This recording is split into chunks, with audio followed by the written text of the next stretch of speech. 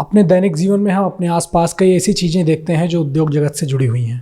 उद्योग जगत पर कोरोना काल का कैसा प्रभाव हुआ है और आने वाले समय में क्या संभावनाएं यहाँ दिखाई देती हैं, इसी विषय पर हाल ही में आईआईए ग्रुप से जुड़े एडवाइज़र के तौर पर प्रणव द्विवेदी जी विशेष बात करने के लिए डेली इनसाइडर पे आज हमारे साथ हैं। इनसे हम जानेंगे कि कोरोना काल में उद्योग जगत से जुड़ी हुई चुनौतियाँ क्या कुछ हैं, कैसे उद्योग दोबारा उभर कर खड़ा होगा। इसके साथ साथ स्टार्टअप जो एक शब्द है वो जब आईआईए के साथ जुड़ेगा तो उद्योग में क्या कुछ बदलाव आएंगे, इन विषयों पर हम बातचीत करेंगे प्रणव सर के साथ। सबसे पहले बहुत धन्यवाद सर उनसे जुड़ने के लिए, और आप अपॉइंट हुए हैं एडवाइज़र, उसके लिए बहुत शुभकामनाएं, आपको बहुत बधाई। आने वाले समय में आईआईए किन उपलब्धियों पर जाएगा, क्या कुछ वहाँ पर और बेहतर किए जा सकते हैं, और कोरोना का जो एक पैंडमिक पूरे देश सहित पूरे विदेश ने देखा, उद्योग जगत ने भी देखा, क्या समस्याएं झेल रहा है, वो कैसे सुधर सकता है, इस बारे में आप। तो कोरोना के समय में अगर हम बात करें कि किस तरीके से आपने देखा दुनिया में बहुत पूरा एक ग्लोबल शिफ्ट आया है इस चीज़ में, और भारत उससे अछूता नहीं है। भारत में भी बहुत सारा हमने देखा कि बहुत सारा इम्पैक्ट पड़ा है, इकोनॉमी पर भी इम्पैक्ट पड़ा, हमारे उद्योगों पर भी फ़र्क पड़ा है, लोगों के कार्य करने के शैली पर भी फ़र्क पड़ा है। लेकिन आप अगर ग्लोबली देखें, जो अगर आप पिछले 200 सालों की ह्यूमन हिस्ट्री का इतिहास देखेंगे, जब भी कोई पेंडेमिक आता है, जब भी कोई इस तरह की घटना होती है जिसमें एक शिफ्ट आता है, उसके बाद मार्केट बहुत तेज़ी से आगे बढ़ता है, नए उद्योग बनते हैं, नई चीज़ें होती हैं। जैसे मैं अभी बहुत रीसेंट उदाहरण देता हूँ। अमेरिका में अभी जब ग्लोबल मंदी आई थी 2008-9 में, उसके बाद अमेरिका ने स्टार्टअप सेक्टर इतने तेज़ी से बूस्ट किया, नए नए उद्योग बने, नई नई रोज़गार की तकनीकें हुई। उसके बाद आप देखिए आईटी सेक्टर में किस तरीके का बूम आया है भारत में और पूरे विश्व में आया। वो जो उन्होंने जिस तरीके से हम एक कगार पे खड़े हुए थे कि दुनिया में पेट्रोल ख़त्म होने वाला है, अमेरिका ने नए नए लोगों को उस आर्थिक मंदी के दौर में अमेरिका ने नए नए लोगों को भेजा अलग अलग क्षेत्रों में, और जाने कहाँ कहाँ से पेट्रोल की खोज हुई। आज अमेरिका में पेट्रोल बहुत आयात में पाया जाता है। सेम मैं आज के लिए भी कहना चाहूँगा, एक ग्लोबल पैंडेमिक आया, बिल्कुल ये बात सच है, लेकिन जिस तरीके से भारतीय अर्थव्यवस्था को एमएसएमई सेक्टर ने सुधारा और उससे बेहतर है संभाला शब्द ज़्यादा बेहतर है, क्योंकि जब हम देख रहे थे कि रोज़गार जा सकते हैं, जब हम देख रहे थे कि मार्केट में डिमांड कम हो रही है, ऐसे समय में एमएसएमई उद्योग ने बहुत अच्छे से भारत की अर्थव्यवस्था को संभाला, और उसका एक बहुत बड़ा योगदान है। अभी हमने रिसेंटली देखा कि एक 20% का राइज जो हुआ है हमारे जीडीपी में, वो बहुत बड़ा कारण है उसका, कि क्योंकि हमारा उद्योग ये जो सेक्टर है जो कि ऑर्गेनाइज सेक्टर है, एमएसएमई का जो सेक्टर है, वो बहुत अच्छे से इसको संभाल सकता है। उसमें बहुत कैलिबर है। ज़रूरत है कि उस कैलिबर को एक ग्लोबल पोटेंशियल तक मैच कराया जाए। कैसे हम वर्ल्ड की बेस्ट टेक्नोलॉजी को इंडिया में यूज़ कर सकते हैं, हम अपने हिसाब से क्या इनोवेशन कर सकते हैं उस मॉडल में जो ग्लोबली चल रहा है। ग्लोबल की मशीन, जो वहाँ की मशीन है, वो इंडिया में कैसे आ सकती है, या इंडिया में अगर वो मशीन आती है तो वहाँ किस तरीके से काम कर सकती है, इस पर हमें काम करना होगा। और बहुत अच्छा, इंडिया में बहुत स्कोप है, इंडिया की बहुत अच्छी लेबर मिलती है आपको, इंडिया में बहुत अच्छा क्लाइमेट रहता है आपके पास। इंडिया में रिसेंटली गवर्नमेंट के एफर्ट्स से हमारा ट्रांसपोर्टेशन, रोडवेज, रेलवेज इतना अच्छा हो गया है कि अब बहुत अच्छा स्कोप दिखता है मुझे इंडस्ट्रीज़ के लिए यहाँ पर। और मैं बहुत श्योर हूँ इस चीज़ को लेकर कि आने वाले कुछ सालों में भारत का अर्थव्यवस्था इस सेक्टर की वजह से बहुत आगे बढ़ने वाली है। सर, आपने एमएसएमई का जिक्र किया, और आईआईए जो पूरा ग्रुप है, इसमें एक बहुत हद तक बहुतायत जो लोग हैं एमएसएमई से जुड़े हुए हैं, पदाधिकारी से लेकर के नीचे तक के लोग, और आईआईए को एक कड़ी माना जाता है एमएसएमई से सरकार को जोड़ने वाली कड़ी। कई सारे ऐसे लोगों से जो हमने बातचीत की थी, उन्होंने बताया था कि सरकार तक हमारी बात नहीं पहुंच पाती, तो हमारा जो आईआईए सेक्टर है, इसकी मदद से, आईआर जो ऑर्गेनाइजेशन है, इसकी मदद से हम जाते हैं वहाँ तक। आप वहाँ के एडवाइज़र अपॉइंट किए गए हैं अब, तो जो अभी भी कुछ खामियां हैं एमएसएमई में, जो हो सकता है इस इंडस्ट्री को ग्रो करने में लैग करवा रही हैं, कहीं दिक्कतें आ रही हैं, तो इसको लेकर के आप कैसे सुधार क्या लेकर आएंगे?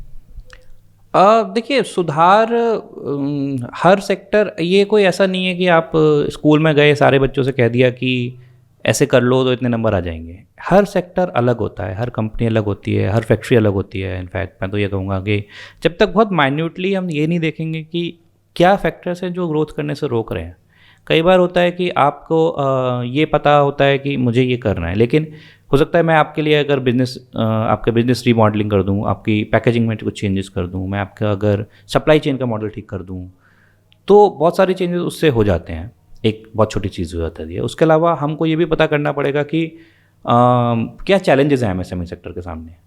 अगर बहुत रिसेंटली कोई चैलेंज होता है, एक कोविड वाला चैलेंज तो हमको पता ही है। कोविड के अलावा भी बहुत सारे चैलेंजेस जो पहले से थे, कोविड से पहले भी थे, प्री कोविड में, पोस्ट कोविड में भी। अगर हम अपने उस मॉडल को री इनोवेट नहीं करेंगे तो हमको ये समझना पड़ेगा कि किस तरीके से इस पर्टिकुलर सेगमेंट में हम काम कर सकते हैं। तो एक कॉमन गोल, एक कॉमन, अगर आप कहें कॉमन अप्रोच से सारे एमएसएमई सेक्टर्स पर चले जाएं वो तो मुश्किल है, लेकिन हाँ एक बीच का रास्ता निकल सकता है। एक बहुत सारी एक कॉमन एसओपी बन सकता है कि हाँ these are the basic guidelines, इस एमएसएमई में इस तरीके से काम कर सकते हैं। एक तो ये चीज़ हो सकती है। सरकार का, मुझे लगता है सरकार सपोर्ट में, सरकार का एक तरीके से फाउंडेशन है एमएसएमई सेक्टर। देश को रोजगार, देश को अर्थव्यवस्था में सुधार, फाइनेंशियल सिक्योरिटी वाला एक बहुत बड़ा फैक्टर है जो एमएसएमई सेक्टर हमको प्रोवाइड करता है। आप देखेंगे कोरोना समय में भी जब सारी चीज़ें बंद थी तो स्पेशली एमएसएमई सेक्टर्स को बोला गया कि आप अपनी बिजनेस शुरू कीजिए, हम सरकार आपको साथ देंगे, हम आपको बताएंगे किस किस तरीके की चीज़ें हो सकती हैं। कैसे सरकार ने फुल फ्रंट में आके एमएसएमई सेक्टर को सपोर्ट किया। आगे भी सरकार इस सेक्टर को सपोर्ट करना चाहती है, और क्योंकि मैं सरकार के साथ काम कर चुका हूँ, मैं एडवाइजरी पोजीशंस पे रहा हूँ सरकार में, यहाँ भी मुझे ये इन्होंने मौका दिया है कि मैं एमएसएमई सेक्टर्स में, स्टार्टअप्स में स्पेशली किस तरीके से काम कर सकता हूँ, क्या अच्छा कह सकता हूँ। तो मैं कोशिश करूँगा गैप्स को एक बार फिल किया जाए। पहले तो आइडेंटिफाई किया जाए कि गैप्स कहाँ पर हैं, सरकार की तरफ से, हमारी तरफ से क्या क्या चीज़ें हो सकती हैं, और पूरी हद से इससे प्रयास किएगा, क्योंकि सरकार तो चाहती है कि एमएसएमई सेक्टर्स में इस तरीके के लोग आएँ, आगे बढ़ें। और इंडियन इंडस्ट्रीज एसोसिएशन जिस तरीके से काम कर रहा है, पहले समय से भी काम करते आए हैं, और मुझे उम्मीद है आगे भी इस तरह के काम बहुत अच्छी गति से होंगे। जैसा आपने बताया कि सरकार की तरफ से कई सारी मदद मिलती हैं, सहयोग मिलता है।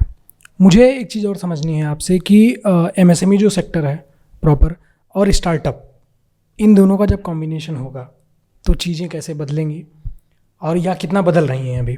दूसरा, आत्मनिर्भरता जो कोरोना के समय में हमने सुनी, पूरे देश ने सुनी, और प्रधानमंत्री से लेकर जितने छोटे बड़े अधिकारी, जितने और नेतागण रहे, सभी ने इस बात का जिक्र किया, आत्मनिर्भरता का।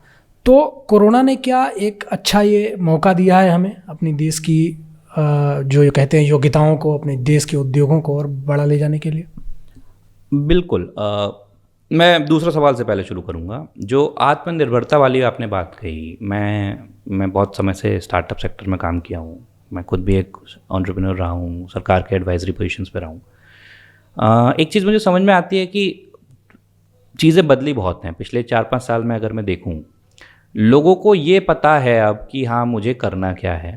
पहले होता था कि उन्हें रास्ता ही नहीं पता होता था कैसे क्या करना है। अगर वो कुछ नया करना चाहते हैं, कहाँ जाएं, आइडिया किससे डिस्कस करें, पैसे कहाँ से लाएं, उस पर तो काम हुआ है। उसमें हमने इस तरीके से बात की है कि जगह जगह इनक्यूबेटर सेंटर खोले हैं, जगह जगह हमने लोगों को बताया है कि आप यहाँ से लोन ले सकते हैं, यहाँ से आप फंडिंग ले सकते हैं, यहाँ से आपको ये सुविधा मिल सकती है, आपको मेंटरिंग सपोर्ट मिल सकती है, ऑनलाइन मेंटरिंग मिल जाती है अब तो। इस तरह की चीज़ें हुई हैं। तो आत्मनिर्भरता वाली चीज़ में ये मैं मानता हूँ कि अभी बहुत काम होना बाकी है। ये भी मैं मानता हूँ कि अभी हम बहुत बेसिक लेवल पर शुरू किए हैं, लेकिन एटलीस्ट हमने चलना शुरू किया। आप देखें भारत के इतिहास अगर आप बात करेंगे तो हम हर चीज़ को करने में थोड़े बहुत पैशनेटली शुरू करते हैं, और भारत में एक बार अगर कोई चीज़ शुरू हो जाती है तो वो बहुत आगे तक जाती है। तो मोदी जी का जो विज़न है आत्मनिर्भर भारत का, उसको लेकर एक यंग एंटरप्रेन्योर क्या सोचता है, कॉलेज से निकलने वाला युवा क्या सोचता है, स्कूल वाले बच्चे क्या सोचते हैं, क्योंकि वो एक बहुत बड़ी पीढ़ी है जो कि भारत दुनिया का सबसे यंग नेशन है। आने वाले 20 साल तक भारत में युवा बहुत आयत में रहेंगे। वो युवा ही देश बदलेंगे, वही युवा दुनिया बदलेंगे। जो हम कहते हैं ना, भारत एक दुनिया बदलने, ग्लोबल लीडर जो बनेगा। तो उनका माइंडसेट अगर हम आत्मनिर्भर वाला बना देते हैं, वहाँ से चीज़ें शुरू होंगी। आप जो रिजल्ट्स की बात कर रहे हैं, रिजल्ट आने में वक्त लगता है, भारत जैसे देश में रिजल्ट आने में बहुत वक्त लगता है। लेकिन हाँ, मैं ये मानता हूँ कि भारत में आत्मनिर्भर वाला जो सपना, जो बीज प्रधानमंत्री जी के विज़न से आया है, वो बहुत आगे तक जाएगा।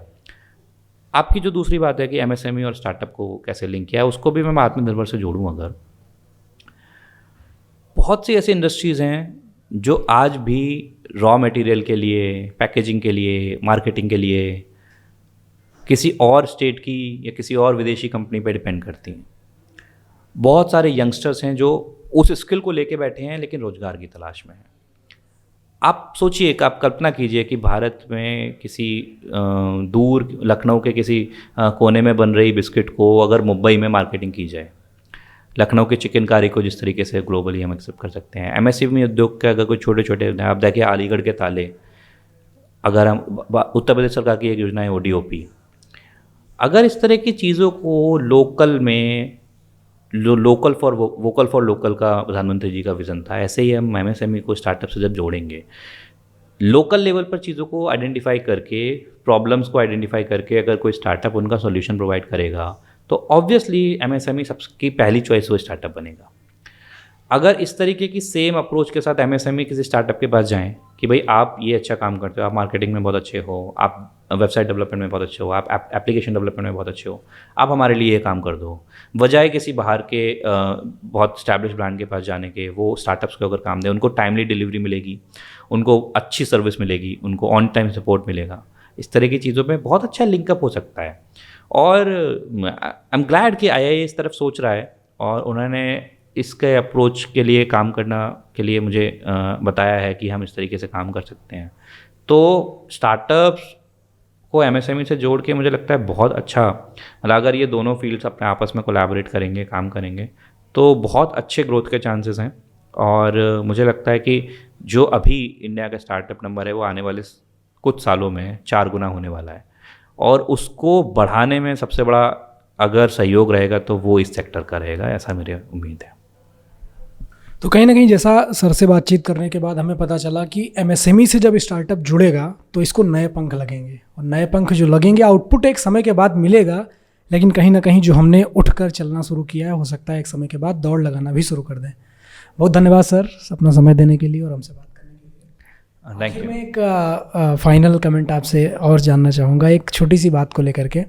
एमएसएमई सेक्टर का जो अभी ग्रोथ जो हो रहा है, जो स्टार्टअप से भी इसको जोड़ा जा रहा है, तो आपने जैसा बताया कि जो एमएसएमई के लोग हैं और स्टार्टअप के जो लोग हैं दोनों जुड़ेंगे, तो क्या भविष्य में ये भी हो सकता है कि कोई एक ऐसा प्लेटफॉर्म बनाया जाए जहाँ पर एमएसएमई के, जैसे मैं एमएसएमई वाला हूँ, आप मान लीजिए स्टार्टअप वाले हैं, तो दोनों एक जगह पे आकर के मिलें, हम आपको मौका प्रोवाइड करें और आप वहाँ से आएँ, अगर इच्छुक हैं तो दोनों साथ मिलकर काम करें, क्या ऐसा कुछ हो सकता है? हाँ बिल्कुल, हमने अभी इस तरह की चीज़ें प्लान की हुई हैं, और इनफैक्ट लास्ट कोविड की वजह से इसमें थोड़ा डिले हुआ क्योंकि हम फिजिकल मीटअप नहीं कर पा रहे थे, और एक इंडस्ट्रियलिस्ट के लिए बड़ा मुश्किल था वर्चुअली अपने प्रोडक्ट को समझाना, क्योंकि वो फैक्ट्री की विज़िट कराना, वो जब तक अपना प्रोसेस नहीं समझाएगा हो सकता है उसको नहीं समझ पाए, स्टार्टअप ना समझ पाए।